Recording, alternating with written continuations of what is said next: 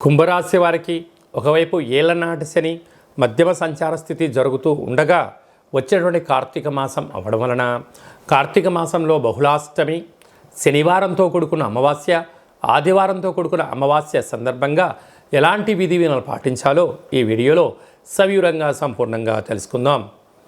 కుంభరాశిలో ఏ నక్షత్రాలు వస్తాయనగా ధనిష్టా నక్షత్రంలోని 3వ పాదం, 4వ పాదం, శతభిష నక్షత్రంలోని 4 పాదాలు, పూర్వాభాద్ర నక్షత్రంలోని 1, 2, 3 పాదములు కలిపితే కుంభరాశి అవడం జరుగుతుంటుంది.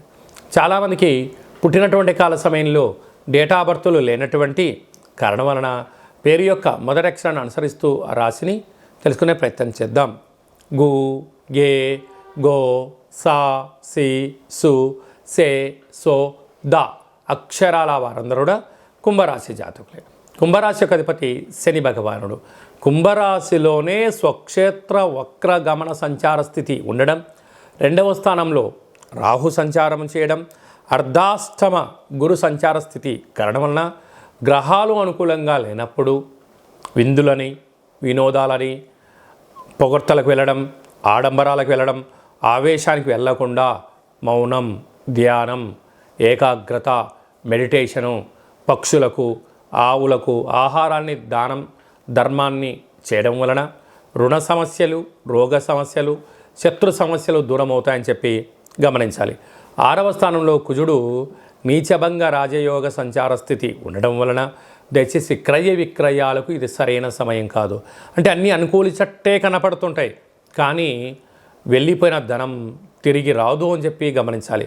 కనుక నూతనంగా ఏదైనా పనులు ప్రారంభించాలనుకున్న వారికి కొంతకాలం వాయిదా వేసుకోవడం ఉత్తమోత్తంగా భావించాలి. అష్టమంలో కేతు సంచార స్థితి ఉండడం వలన మనకు ఎన్ని తెలిసినా కాలం బలమైనటువంటిది. కాలం ఏదైతే చెప్తుందో అది సత్యమైనటువంటి పని. ఇక కాలం నిర్ణయిస్తుందని చెప్పి పెద్దవారు చెప్తుంటారు. కాలానికి అనుకూలంగా ప్రయత్నం చేయండి. ఆరోగ్యాన్ని, ధనాన్ని, సమయాన్ని కాపాడుకునే మానవ ప్రయత్నం చేయండి. రాజ్యస్థానంలో బుధాదిత్య రాజయోగం ఉండడం వలన ప్రభుత్వ అధికారులతో సత్సంబంధాలుగా ఉండడం వలన ప్రభుత్వ ఉద్యోగం ప్రయత్నం చేసేవారికి చాలా మంచి కాలము. అలాగనే ఉద్యోగంలో ఉండబడే ప్రమోషన్స్ రావడము, విదేశాలకు వెళ్ళాలని మీ కోరిక నెరవేరబోతుందని చెప్పి గమనించాలి.